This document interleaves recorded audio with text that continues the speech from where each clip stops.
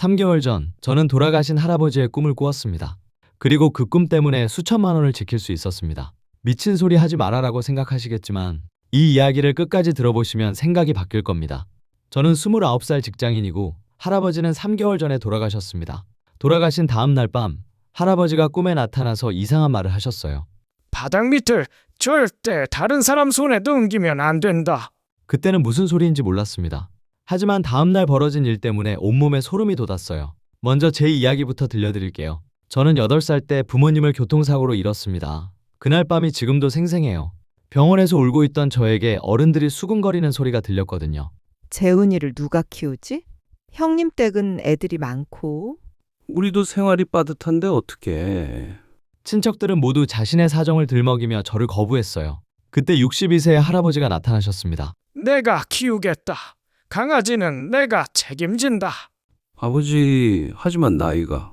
나이가 어떻다고? 내 손자인데 내가 못 키울 것이나? 그렇게 할아버지는 저를 데려가셨어요. 집으로 가는 차 안에서 할아버지가 제 어깨를 토닥이며 말씀하셨던 게 기억나요. 강아지야, 할아버지가 있으니까 걱정 마라. 할아버지가 널 잘 키워줄 테니까. 할아버지는 저를 위해 정말 모든 걸 포기하셨어요.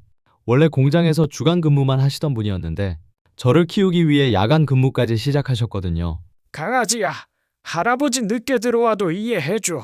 우리 강아지 학용품 사주려면 돈이 필요하거든. 할아버지는 항상 그렇게 웃으며 말씀하셨어요. 당신은 낡은 작업복만 입으시면서 제게는 늘 새 옷을 사주셨죠. 초등학교 때 친구들이 놀렸어요. 야, 재훈이는 부모도 없는데 할아버지가 키운대. 그런 말을 들으면 속상해서 집에 와서 울곤 했는데 할아버지는 항상 이렇게 위로해 주셨어요. 강아지야, 그런 말 신경 쓰지 마라. 할아버지가 부모보다 더 잘해줄 테니까. 정말 그러셨어요. 학교 행사 때도 꼭 오셨고 제가 아프면 밤새 간병해 주셨고 성적이 떨어져도 화내지 않으셨어요. 공부는 천천히 하면 돼. 우리 강아지가 건강하고 착하게만 자라면 그걸로 충분하다. 그렇게 20년이 흘렀습니다. 저는 할아버지 덕분에 대학도 졸업하고 직장도 구했어요. 할아버지께서 정말 자랑스러워 하셨어요. 강아지야, 이제 할아버지 걱정은 안 해도 되겠구나. 하지만 할아버지는 여전히 저를 걱정하셨어요. 제가 회사에서 힘든 일이 있으면 들어주셨고 월급 받으면 용돈도 주려고 하셨어요. 할아버지, 이제 제가 할아버지 용돈을 드려야죠. 아니다, 아니야. 우리 강아지가 사회생활 하려면 돈이 많이 들잖아. 할아버지는 필요한 게 없어. 정말 필요한 게 없으신 게 아니라 당신 것은 아무것도 사지 않으시고 저만 챙기셨던 거예요. 지난 3월 할아버지께서 갑자기 쓰러지셨어요. 87세의 고령이라 병원에서도 더 이상 어쩔 수 없다고 하더라고요. 병상에 누워 계신 할아버지를 보니까 가슴이 찢어지는 것 같았어요. 그동안 제가 얼마나 할아버지께 의지하고만 살았는지 깨달았거든요. 할아버지, 괜찮아지실 거예요. 이제 제가 할아버지를 돌봐드릴게요. 할아버지는 제 손을 꽉 잡으시며 말씀하셨어요. 강아지야, 할아버지 정말 고마웠다. 너 덕분에 행복한 인생이었어. 할아버지, 그런 말씀 하지 마세요. 할아버지가 많이 사랑한다는 거 알지? 앞으로도 착하게 살아라. 3일 후 할아버지께서는 평안하게 돌아가셨어요. 장례식은 조용히 치렀어요. 평소에 할아버지와 가깝게 지내던 동네 어르신들과 제 회사 동료들이 와주셨죠. 그런데 장례식이 끝나자마자 평소에 연락도 없던 친척들이 나타났습니다. 제 아버지의 형님인 큰아버지와 누나인 고모였어요. 재훈아, 우리도 아버지가 그리워서 왔다. 하지만 진짜 목적은 따로 있었어요. 할아버지께서 화장장으로 떠나시는 것도 보지 않고 집으로 돌아와서는 바로 이런 얘기를 하시더라고요. 재훈아, 아버지가 돌아가시자마자 이런 얘기하기 그렇지만 집값이 많이 올랐다던데. 요즘 같은 때 언제까지 빈집으로 놔둘 수는 없잖아. 20년 넘게 할아버지께 안부 인사 한번 제대로 드리지 않던 분들이 갑자기 나타나서 집부터 팔자고 하시는 거예요. 재훈이는 어차피 취직도 했고 젊으니까 스스로 해결하겠지. 우리가 따로 챙겨줄 필요는 없어. 그 말을 들으니까 정말 화가 났어요. 하지만 어른들 앞에서 대들 수도 없고 그냥 구석에 앉아서 그 모습을 지켜봤어요. 다음날 큰아버지가 부동산 중개업소 직원을 불렀어요. 집이 40년 됐으니까 구조나 바닥 상태도 확인해 봐야겠네요. 혹시 문제가 있으면 가격에 영향을 주니까요. 부동산 직원이 대답했어요. 요즘 오래된 집들 보면 바닥 밑에 습기나 곰팡이 문제가 있는 경우가 많아요. 인부를 불러서 바닥 일부를 뜯어보는 게 어떨까요? 그 말을 들으니 갑자기 불안한 마음이 들었어요. 할아버지께서 평생 소중히 지키신 집을 이렇게 함부로 뜯고 부순다는 게 마음에 안 들었거든요. 그날 밤 잠자리에 누워서도 계속 그 생각만 났어요. 할아버지라면 뭐라고 하셨을까? 바로 그날 밤 정말 신기한 꿈을 꾸었습니다. 할아버지께서 나타나셔서 제 손을 꼭 잡으시더라고요. 살아계실 때와 똑같이 따뜻한 손이었어요. 강아지야. 할아버지, 정말 할아버지세요? 할아버지께서는 평소와 다르게 심각한 표정이셨어요. 바닥 밑은 절대 다른 사람 손에 넘어가선 안 된다. 잘 지켜야 한다. 바닥 밑이요? 무슨 말씀이세요? 내일 바닥을 뜯는다고 했지? 꼭 내가 지켜봐야 한다. 약속해. 네, 할아버지, 약속할게요. 할아버지께서는 제 손을 더 꽉 잡으시며 말씀하셨어요. 욕심 많은 놈들한테 넘겨주면 안 된다. 그것은 오직 너만을 위한 것이다.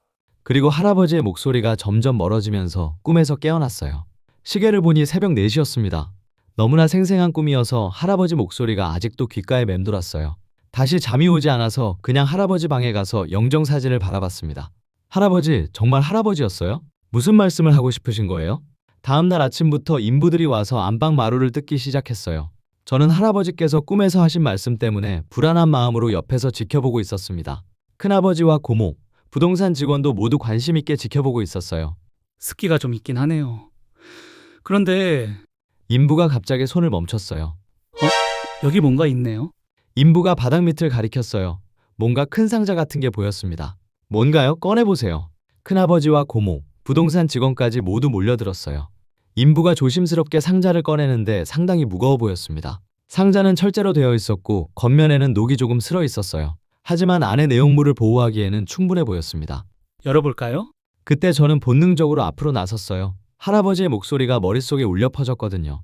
잠깐만요. 제가 먼저 확인해 보겠습니다. 재훈아, 괜찮아. 어른들이 할 테니까. 아니에요. 할아버지 집에서 나온 거라면 제가 먼저 봐야 해요. 떨리는 손으로 상자를 열었는데 정말 깜짝 놀랐어요. 상자 안에 돈다발이 빼곡히 들어있었거든요. 5만원짜리, 만원짜리 지폐가 고무줄로 묶여서 층층이 쌓여 있었어요. 대략 봐도 몇천만 원은 넘어 보였습니다. 이게 뭐야? 이렇게 많은 돈이. 큰아버지와 고모의 눈이 동그래졌어요. 부동산 직원도 놀란 표정이었고요. 그런데 더 중요한 건 그 옆에 놓인 두꺼운 봉투였어요. 강아지에게라고 할아버지 친필로 쓰여 있었는데 안에는 편지와 함께 공증받은 유언장이 들어있었습니다. 편지부터 읽어봤어요. 강아지야. 할아버지가 너에게 남기는 마지막 선물이다. 이 돈은 내 이름으로 평생 한 푼 두 푼 모아둔 것이다. 왜 은행에 그냥 놔두지 않고 이런 곳에 숨겨뒀냐고. 욕심 많은 자식들이 가져갈까 봐서다. 하지만 이건 처음부터 내 돈이니 아무도 건드릴 수 없다. 유언장도 함께 넣어뒀다. 집과 모든 재산은 내가 받아라. 너야말로 내 진짜 아들이었으니까 욕심 부리지 말고 꼭 필요한 때 현명하게 써라. 할아버지는 언제나 내 편이다. 사랑한다, 강아지야. 할아버지가. 편지를 읽으면서 눈물이 펑펑 쏟아졌어요. 그리고 유언장을 확인해 보니 정말로 공증사무소 직인이 찍혀 있고 집과 모든 재산을 저에게 상속한다는 내용이 명시되어 있었어요. 큰아버지와 고모의 표정이 급변했어요. 야, 이거 우리도 이의 제기할 수 있는 거 아니야? 유언장이 있어도 법정 상속분이 있잖아. 우리도 아버지 자식인데. 하지만 저는 이번엔 당당하게 말할 수 있었어요. 이 돈은 처음부터 제 명의로 모아진 거예요. 할아버지께서 제 이름으로 적금을 넣으셨다가 만기 후에 현금으로 바꿔서 보관하신 거라고 편지에 써 있어요. 집도 유언장에 명시되어 있고 공증까지 받으셨어요. 법적으로 아무 문제 없을 거예요. 그때 고모가 화를 내며 말했어요. 아버지가 언제부터 그런 편애를 하셨다고. 우리도 자식인데. 더 이상 참을 수 없었어요. 편해요? 20년 넘게 할아버지께 안부 인사 한번 제대로 드린 적 있으세요? 할아버지께서 아프셨을 때 병원에 한 번이라도 와보셨어요? 목소리가 떨렸지만 계속했어요. 할아버지께서는 8살 어린애였던 저를 홀로 키우시느라 평생을 바치셨어요. 다른 자식들은 다 성인이 되어서 각자 가정 꾸리고 잘 살 때 할아버지는 혼자서 손자 키우느라 고생하셨다고요? 그리고 저는 알고 있어요. 할아버지께서 꿈에서 하신 말씀을 말이에요. 바닥 밑을 지키라고 다른 사람 손에 넘어가면 안 된다고 하셨거든요. 그건 그냥 꿈이잖아.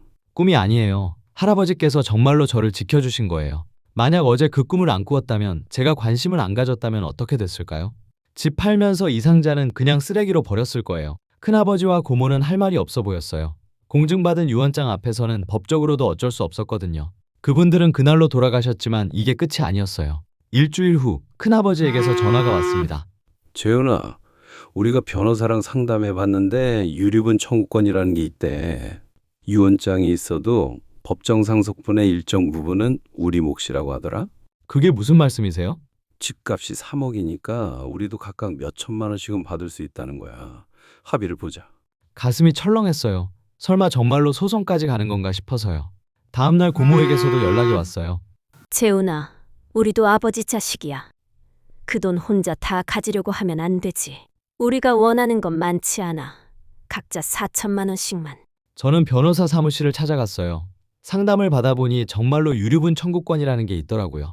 하지만 다행히 할아버지께서 공증을 제대로 받으셨고 현금의 경우 증여 형태로 처리할 수 있어서 크게 문제 없을 것 같습니다. 다만 집의 경우는 조금 복잡할 수 있어요.